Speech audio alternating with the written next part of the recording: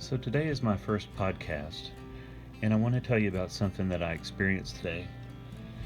I was on the phone for an hour and 45 minutes with Indeed, trying to defend my job posting with TerryWilson3.com or TW3. Now, I just recently started with TW3, and I responded to an ad on Indeed for a software sales rep position. And I was a little hesitant at first. I was a little leery, but I did the research and I looked up Terry Wilson. I looked him up on YouTube. I looked him up on Google. I looked for anything that could represent a negative aspect because I knew this was going to be an investment. And I thought about it and thought about it and thought about it. I talked to my wife about it, totally thinking that she wasn't going to be on board with it. But she had put me on a mission. And the mission was for me to find a way to generate leads, qualified leads, for my existing life and health insurance business. You see, I've been a life and health insurance agent since 2003. Now let me jump back to 1983 for a second.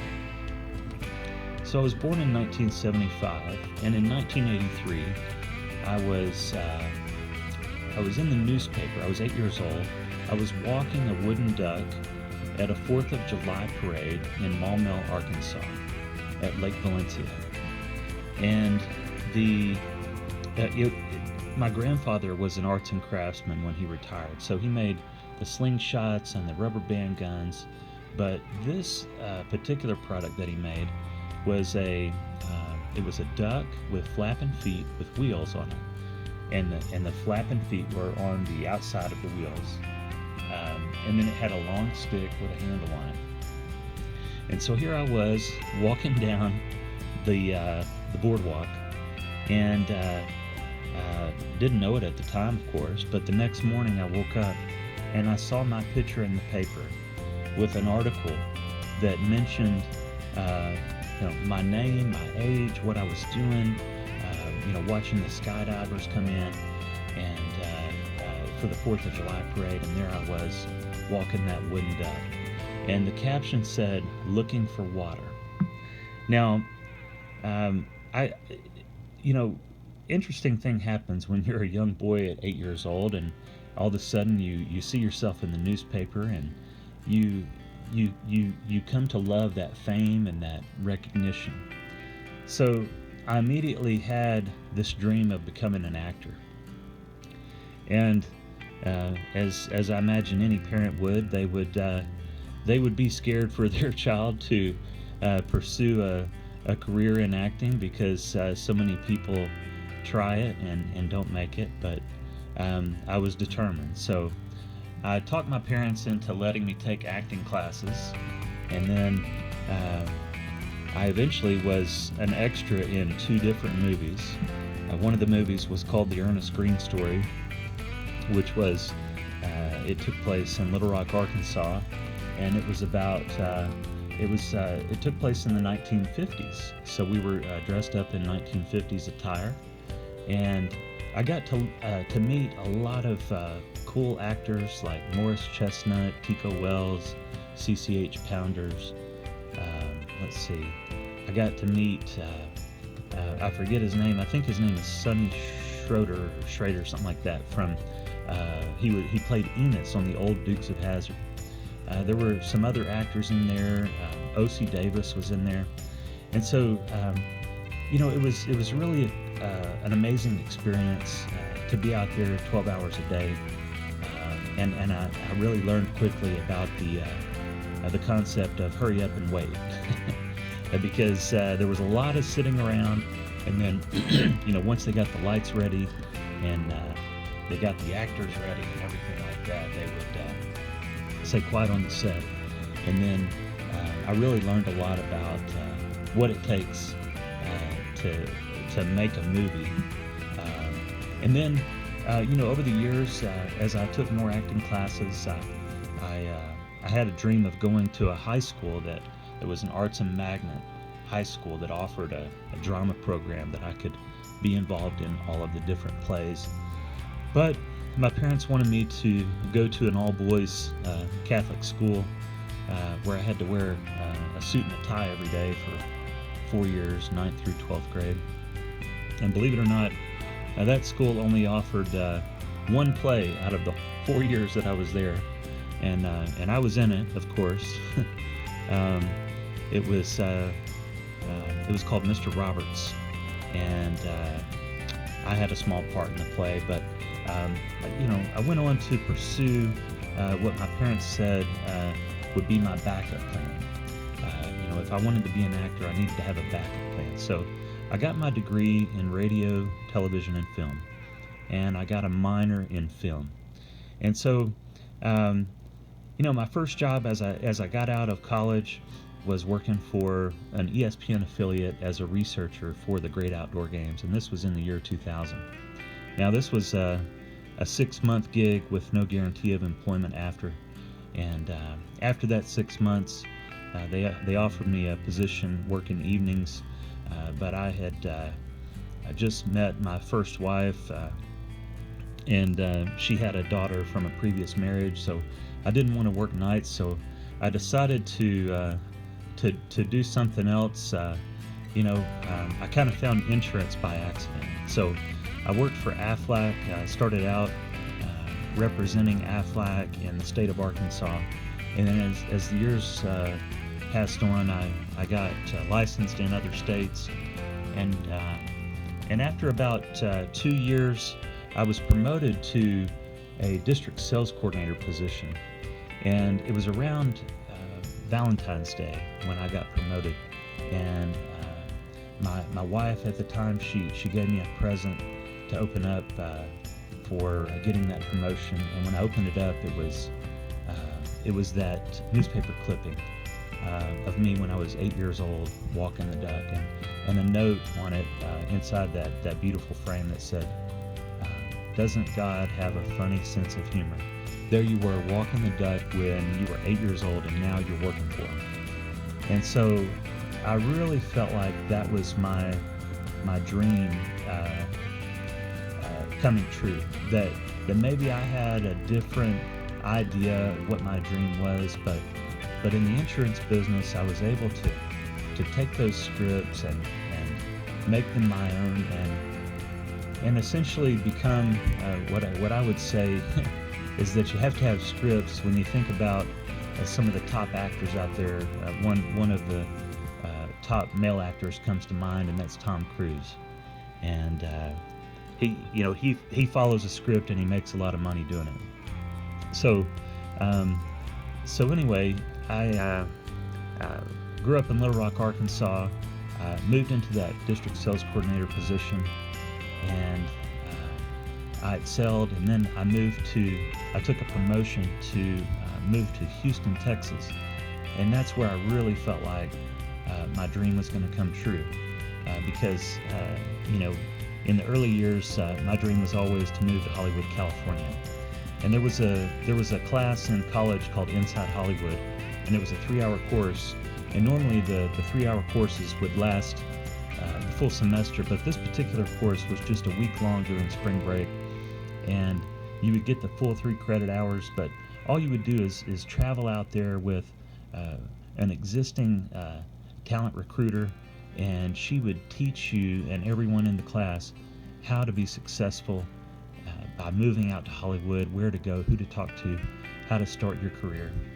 And for one reason or another, my mom was scared to let me do that. I was an only child from the first marriage, so she was very protective of me in that sense. And I always think back to, what if I had done that? So I looked at that opportunity, moving to Houston, talking about millions and millions of people. I looked at that opportunity as my dream coming true and doing what God had planned for me. And so I moved to Houston. I actually I bought an RV, and you know, hooked it up to the back of my minivan. The reason I did that is because my wife didn't want to live in Houston, and so at this point, I'm on my second marriage. This is 2015 time frame, and I tell her about this opportunity, and she says, "No way, it's too hot in Houston. There's too many people, too much traffic. I had a bad experience in Houston. I had a bad car wreck in Houston. There's no way. I don't want to do it." So I said, "Well, will you let me have that opportunity, because I don't want to regret it for the rest of my life, that I never took that chance. I don't want to resent anyone because they didn't give me that opportunity to go out there, because I've always believed that I wanted to I'd rather try something and fail than to have never tried at all." So I moved out to Houston. Found a place to put the RV in a town called Brookshire, right outside of Katy, Texas. And then I would commute 8 hours each way every Friday and Sunday from Bryant, Arkansas to Houston, Texas. I would leave Sunday night after I put the kids to bed, and I would drive to Shreveport, Louisiana. And I was pretty lucky at that time, because I had a deal with the Margaritaville casino there in Shreveport, or Bossier City, Louisiana. And they actually provided me with a free room and free food. I had all of these coupons during that time, I guess, because I had been somewhat of a blackjack player, and had acquired a couple of extra promotions, I guess. So I'd always had that love to feel like a king, or to be famous, or to be recognized, or to that competitive nature to achieve the unachievable, and to be number one at what I do. And I won many awards with Aflac. I traveled all over the United States and Mexico, went to the Bahamas, went to Hawaii, went to New York, Las Vegas, went to San Diego, Lake Tahoe, Puerto Vallarta, Playa del Carmen, Cabo San Lucas, Costa Rica, Nicaragua. Every time I would go someplace, I would always do some kind of wild excursion, because I thought, I don't know if I'm ever going to be back here. So when I was in Playa del Carmen, I swam with the dolphins. When I was in Costa Rica, I did the Jungle Boat tour, and I did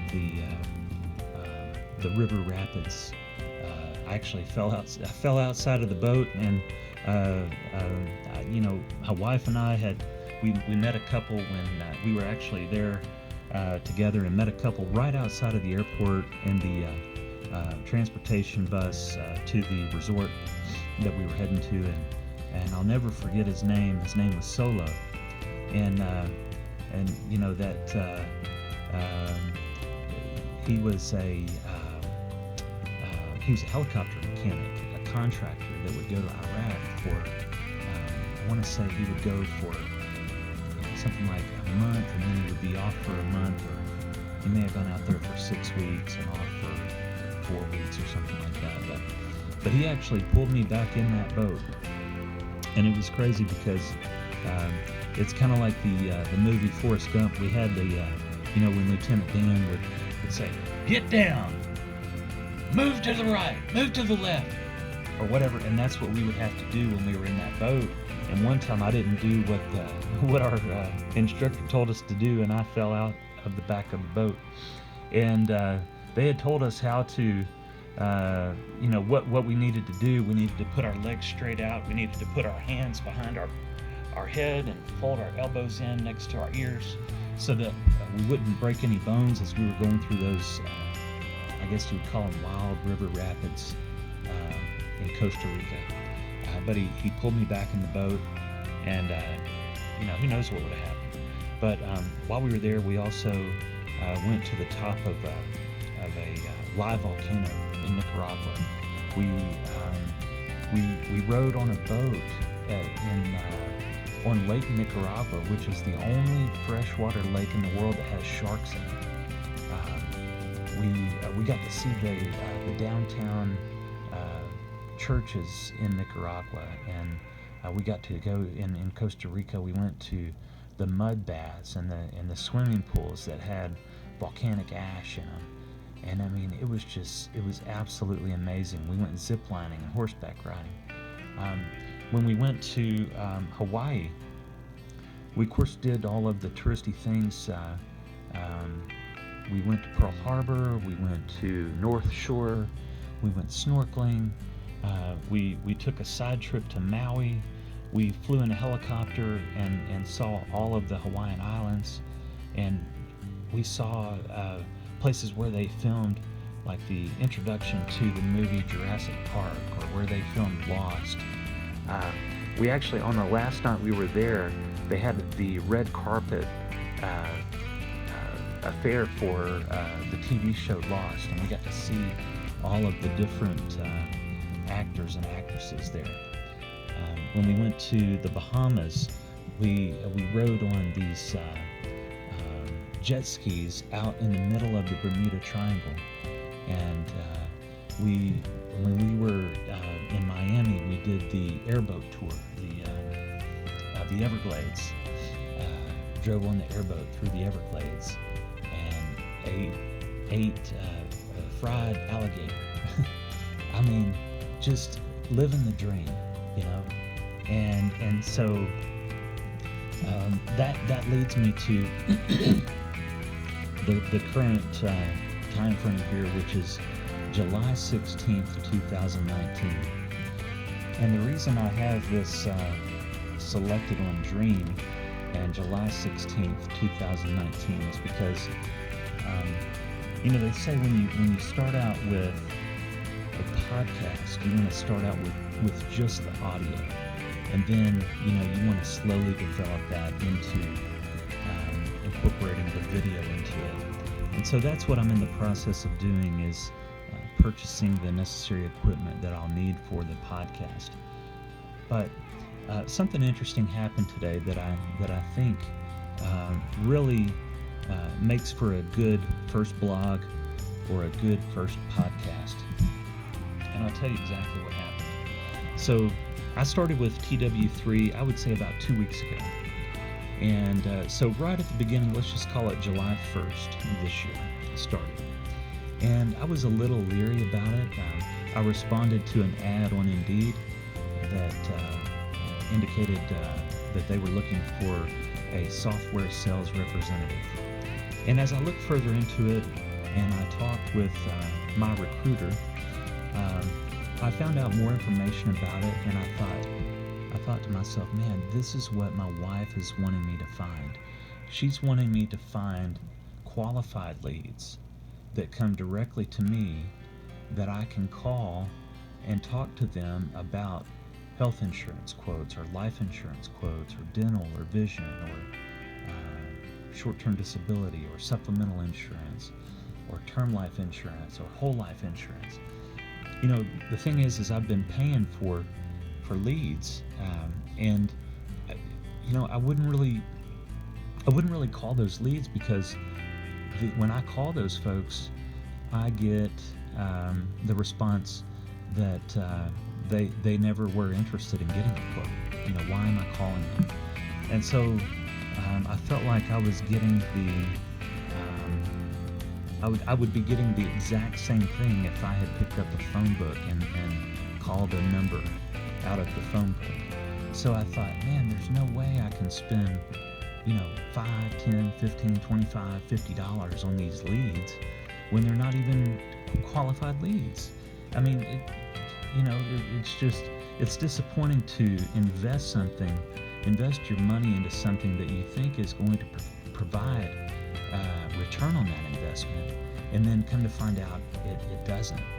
And it's so disappointing, and you just have to be so careful these days. But I thought about it for days and days, and I talked to my wife Melissa about what I had found, and I explained to her everything. I showed her the email information that I received. I showed her the website. I did the research. I looked on YouTube. I saw that Terry Wilson has over 300 videos, and I found out as much as I could about Terry Wilson. And what I found out was that Terry had been in the insurance business himself, and so that tweaked my interest a little bit. I thought, well, this is a guy kind of like me. He's got a southern accent like me, and I've never met Terry. I mean, I've of course been on his webinars. We have a webinar every Monday night at 8 p.m. and every Wednesday night at 8 p.m. And he has this this live webcast. And I remember last Wednesday I had submitted a lot of questions that I had found through all of the research that I had done. And he actually answered those questions on the webinar, on the live webinar. And to me, it felt like a radio show.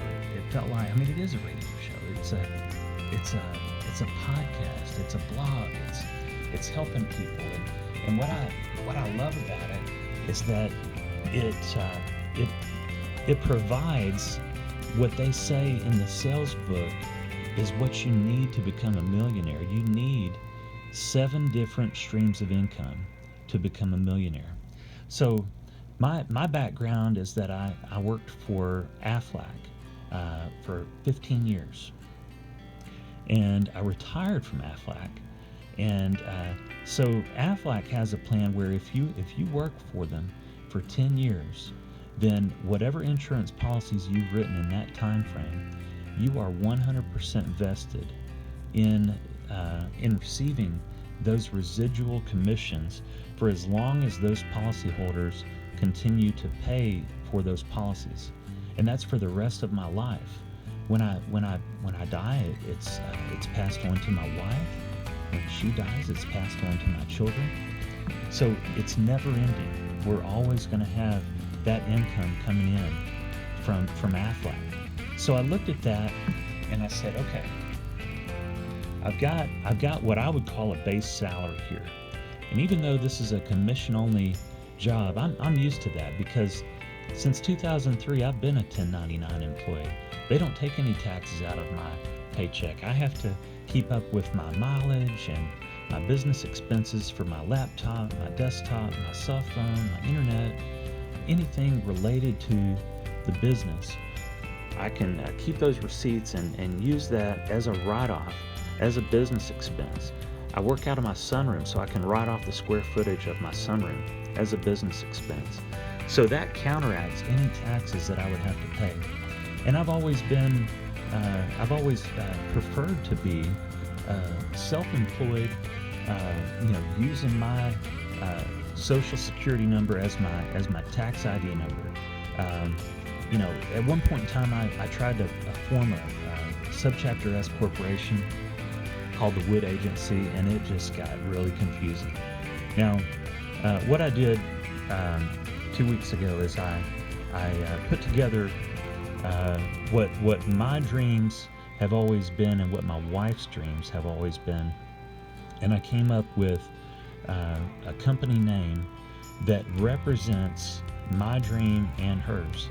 So my dream was to become an actor, and if you think about the different studios, there's a particular studio called Paramount Studios. So the first name of the company is Paramount. Now, my wife is an engineer by trade, and she grew up watching Star Trek, and her dad is an engineer as well.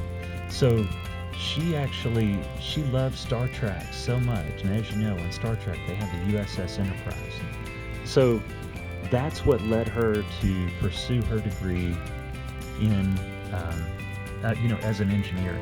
And so she went to Michigan Tech to get her degree. So she was literally digging her car out of the snow. I remember she told me one time she dug her car out of the snow 4 times just to go to class. But she actually moved south. She moved to Arkansas after she got done with college. She grew up in Wisconsin and went to college in Michigan, moved to Arkansas. We actually met through eHarmony. But anyway, what I'm getting at is the company name is called Paramount Enterprises. And I want to explain why I'm making this video, why I think today is the perfect day to make that video. Because I created on Indeed, I created an advertisement for the software sales representative. And I based it on the software sales representative ad that I saw 2 weeks ago when I got interested in coming aboard with the company. And so that particular company is called PayZombie, and it's out of Florida. And that gentleman's name is Thomas King, so he's my recruiter and trainer. And so he has an ad on Indeed that it says something like PayZombie, sales software representative, make between $300 and $1,000 a day, and then it goes into a brief description of how you would make calls or you would receive calls from the call center, and you would sell the TW3 software. And so I put that exact ad on Indeed, and I kid you not, over the past couple of days, the first 2 days that I had that ad on there, I received over 230 resumes, and I responded to every single person. And then something happened. Indeed decided to pull my post for some reason, and so I couldn't access the resumes. I couldn't access the phone numbers. They pulled the ad completely. And so I said, okay, well, I'll use a different email and I'll set up a new job posting and I'll put the same ad on there. And I did that, and it was on there for a day, and they pulled the posting again. And then I said, okay, well, I don't understand it, because the PayZombie ad is still out there. It still says sales, it still says software rep, it still says $300 to $1,100 a day. And I copied and used the exact same post. And so for the third time, they pulled my job posting.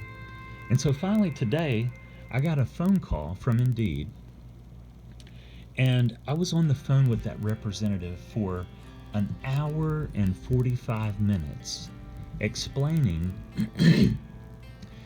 Paramount Enterprises, explaining PayZombie, explaining TerryWilson3.com, explaining the TW3 program, explaining all of the different avenues where you can invest in your own company. You can work from home. You can make phone calls from the call center. You can receive calls. You can sell the software. You can recruit people. You can train people. You can get compensated for what they call RMP advertising, affiliate marketing, RMP marketing. So there's so many different ways that you can make money with the TW3 platform. And so I literally felt like I was, that this lady that I was talking to, I really felt like she was not a representative from Indeed at all. I mean, I felt like I was falling for some kind of prank that you would see with, Ashton Kutcher on TV or something, where somebody is pulling some prank on me and keeping me on the phone. I don't know why anybody would talk to me for an hour and a half. Why would I guess I would call them I don't know. I think of employment agencies like Staffmark or something. I mean, it used to be Monster.com was the place to go to put your resume out there years ago, and now you've got Indeed.com, which, as she was telling me, was the #1 job website. And so here I am trying to work with the #1 job website, and they're pulling my job posting because they think something's wrong with it. And so, I mean, I was literally defending myself for everything that I believe in about Terry Wilson and Thomas King and Gary Green and everything that I believe in about myself and that my wife believes in us. And in this endeavor, we've invested $3,000 or more into this endeavor because we truly believe in the concept. And the concept is that it's going to teach you how to build a website. We currently have 3 different websites. We have Brentwood3.com. We have an insurance, life and health insurance website called insuranceforyouandyours.com. And we have a real estate website as well. But through the different training that we go through with TW3, we figure out how to start a blog, how to start a podcast, how to put the this is kind of more of my wife's specialty, because I get kind of impatient with I would call it the IT stuff or the technical stuff. I'm just a salesperson, I guess. I don't know. I'm a outgoing extrovert that likes to help people, and my skill set has always been in sales. Anything that I've ever done work-wise has been affiliated with customer service or call centers or assisting clients after the sale. And so my experience had been with Aflac was walking in 50 doors a day, 50 businesses a day, asking to speak to the business owner, setting up an employer presentation, doing the employer presentation, selling them on the concept of offering Aflac as an additional benefit to the employees at no cost to the employer, and then meeting with the employees one-on-one in a spare office or a break room, and talking to those employees about their particular needs for their family, and whether it was a 1-income family or 2-income family, if they had children, or if their kids were involved in sports or gymnastics or dance or anything that could put them in the possible risk of having an accident, or what type of work the husband did, or what type of work the wife did, or, if they worked as a heating and air guy, or a plumber, or a pipe fitter, or if they were blue collar or white collar, or if they had history of cancer or heart attack, stroke in their family, what their concerns were. And so here I was trying to defend myself with this representative from Indeed that was wanting to end my relationship with allowing me to post for a job, really for a dream job, for someone that, whether they want an hourly position, a salary position, an affiliate position, or whether they want to be a recruiter or a trainer or an elite member of TW3.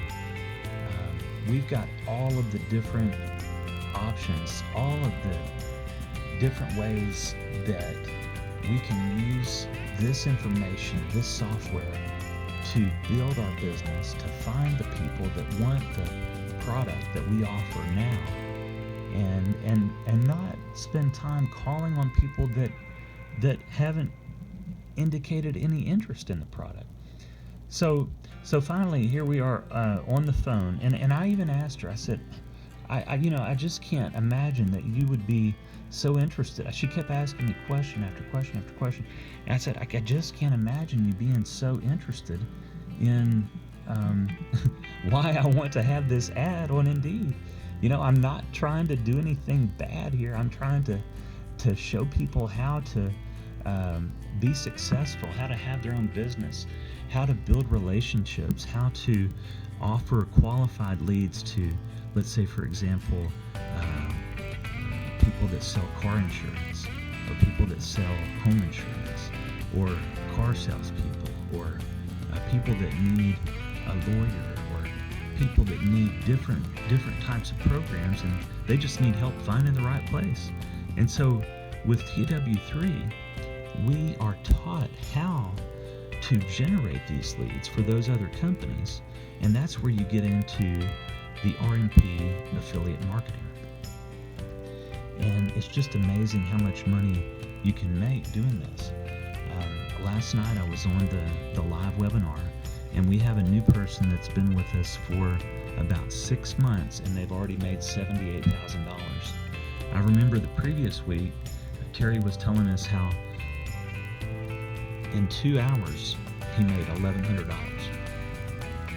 So I've learned so many different things, and I just wanted to share with you during my first blog or my first podcast.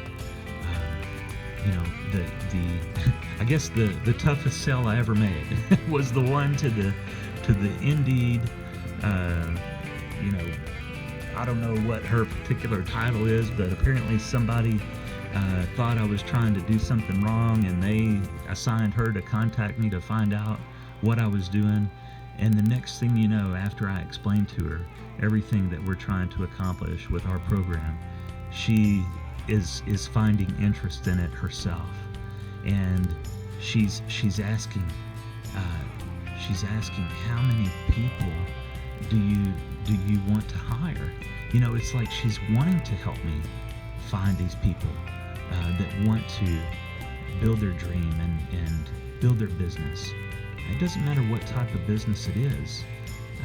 If you have a restaurant, you need to have people. It's as Terry would say, it's a people business, and that's what I love about it. That's the passion that I have for it, and she could tell the passion that I have for this, and the belief that I have in it, the belief that my wife Melissa has in it. I mean, she's working full time as an engineer. She's driving an hour each way to work, and she's spending time every night helping me add new things to our website. And I'm working on the emails that I'm receiving with the resumes, talking to all of the interested candidates, learning about the advertising and the marketing, and how to get signed up with these different companies where we can do the RMP affiliate programs, where you make anywhere from $1 to $5 to $50 to $100 for sending these clients over to their company.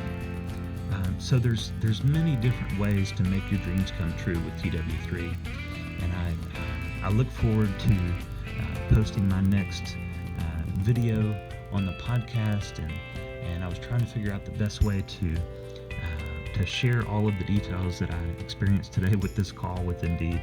And I thought, it would be much better spoken than written.